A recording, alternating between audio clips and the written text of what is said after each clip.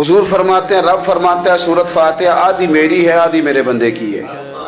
جب اس نے کہا الحمدللہ رب العالمین الرحمن الرحیم مالک یوم الدین ایاک نعبد و ایاک نستعین، جب یہاں تک وہ لفظ کہتا ہے تو یہ حصہ میرا تھا۔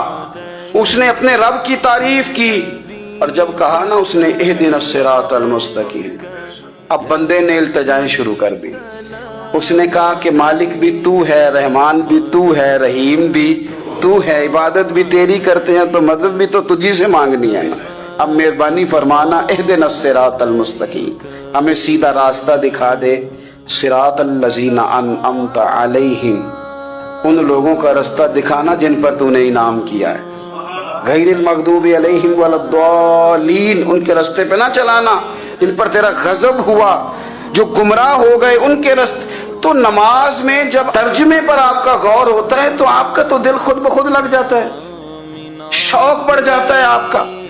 تو اتنی چیزیں ہم زندگی میں یاد کرتے ہیں، تو اگر ترجمہ بھی نماز کا یاد کر لیں